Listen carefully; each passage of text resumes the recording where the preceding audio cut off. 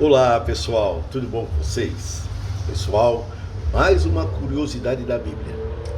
A gente tem às vezes alguns chavões, né? Você já ouviu falar em chavões? Nós também temos os nossos chavões, né? A gente fala certas coisas por repetição, mais do que por fato real em si. A gente escuta uma coisa e repete, pá, tá. Como a questão de língua dos anjos, né? Nós tendemos às vezes a falar, eu falei já várias vezes, você já ouviu falar, e isso não tem problema nenhum, não altera nada. Ah, o fulano foi batizado e está falando a língua dos anjos, a língua dos anjos, a língua dos anjos. Mas a língua dos anjos, que a Bíblia mostra, era todas elas inteligíveis aos ouvidos do homem. Desde que os anjos aparecem na Bíblia, toda a vida que eles falaram palavras inteligíveis ao homem. Os anjos que se comunicaram grandemente com a nação de Israel falavam na linguagem dos hebreus. Não significa que Deus fala em hebraico. Deus não fala em hebraico. Deus fala o idioma universal, que todos os povos, de todas as línguas, de todos os tempos, sei lá, se tiver de outros planetas, todo mundo vai entender Deus falar.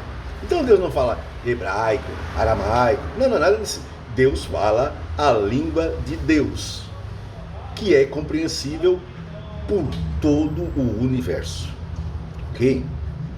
Mas, como os povos foram divididos dessa forma, em linguagens diferentes, então os anjos, quando se comunicavam e se comunicaram, ou ainda se comunicam com pessoas de certas nacionalidades, eles não têm problema nenhum, eles são poliglotas celestiais, né? Eles falam naquela linguagem. Por que naquela linguagem? Para que o homem venha a entender. Nós não sabemos qual era a linguagem que os anjos falavam com Deus antes do idioma humano ser criado. Nós não sabemos como. Mas aqui na minha Bíblia está em Gênesis. Gênesis aqui está em português. Claro, querido, porque foi traduzido para o português. Do aramaico e do grego. Mas não é. Deus não disse no princípio assim, ó. Haja luz, haja uma porção seca. Não com essas palavras, com esse fonema, com esse conjunto de palavras. Ninguém sabe que palavras originais foram usadas quando Satanás apareceu no meio dos anjos, quando eles apareceram para prestarem contas a Deus do seu principado, do seu domínio, né? De várias atividades que são distribuídas entre eles, eles apareceram para dar contas, e ali apareceu Satanás também para infernizar a vida de Jó, né?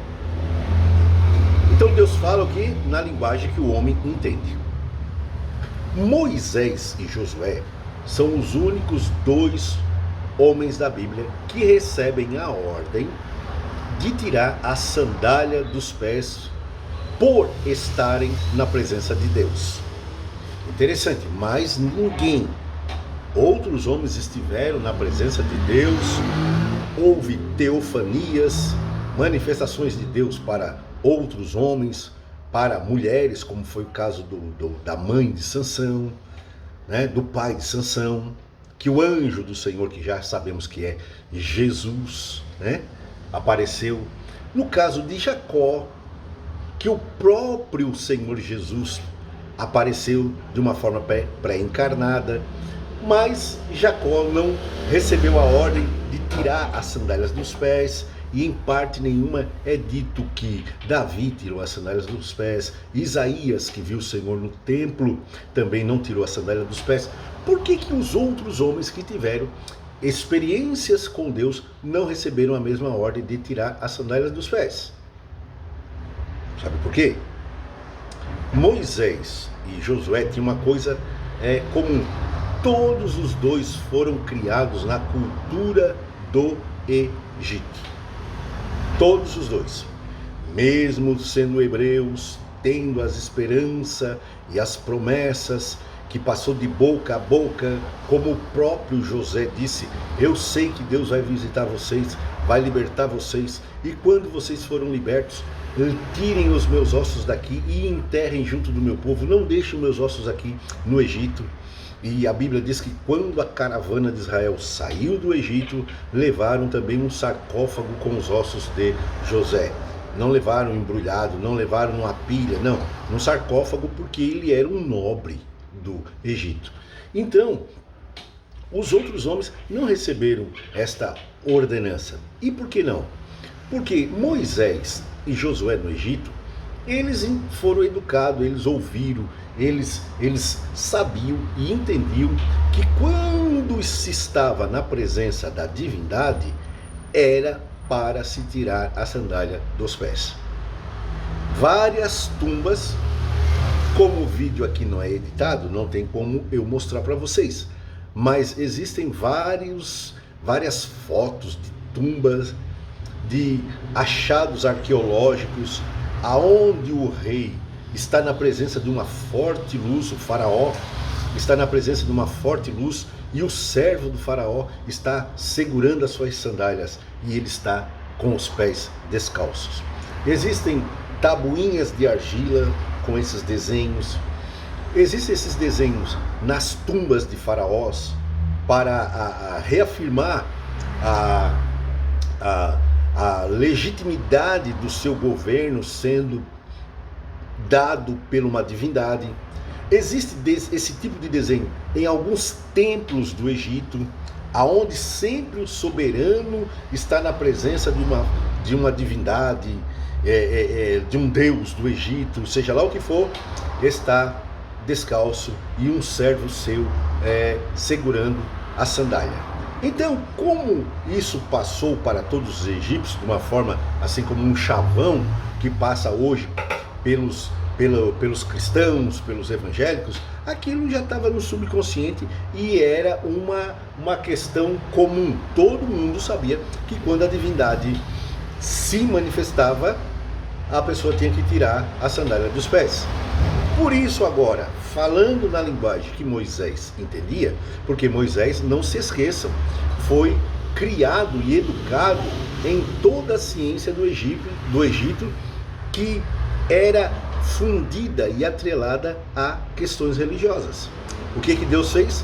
Falou com Moisés na linguagem que ele entende. Quando Deus disse: tira a sandália dos seus pés, Moisés então sabia que estava na presença da divindade. Porque se o Senhor não pedisse isso, Moisés poderia desconfiar que estava na presença de um vulto do deserto, de um espírito do deserto, de um gênio, né, que era chamado de Jin. Por isso que você tem aquele filme do Aladim, né, o gênio da lâmpada mágica, que na verdade é um demônio, né? Esses filmes do gênio da lâmpada mágica é feito porque os ocultistas dizem que Salomão tinha uma porção mágica aonde ele conseguiu prender 72 demônios que lhe forneceram toda a sua sabedoria e toda a sua riqueza. Salomão então dominava e controlava eles. Por isso a lâmpada do gênio, né, do Aladim, que ele invocava o gênio e o gênio vinha e dizia: faça o pedido que você quiser, fazendo uma alusão indiretamente, de uma forma bem assim simbólica, né, fazendo uma alusão a Salomão. Então, se o Senhor não pedisse para Moisés tirar a sandália dos pés, ele poderia pensar que era um gênio, um djinn, e ao invés de se aproximar, fugir. Josué, da mesma maneira, porque tinha na mente os mesmos ensinamentos que Moisés tinha. Josué nasceu no Egito. Josué conhecia o quê? A cultura egípcia. Os egípcios tentaram varrer do meio do povo de Israel toda a cultura para tentar desfacelar a nação, não só como grupo organizado, mas como um grupo que girava e gravitava em torno de alguma cultura. Os egípcios não queriam que Israel tivesse cultura para não ser fortalecido. Eles queriam que Israel fosse absolvido pela cultura do Egito. Ok? Então Josué e Moisés receberam a ordem de tirar a sandália dos pés por causa daquilo que era entendido-se no Egito como estar diante de uma divindade. Até uma próxima e que Deus nos abençoe.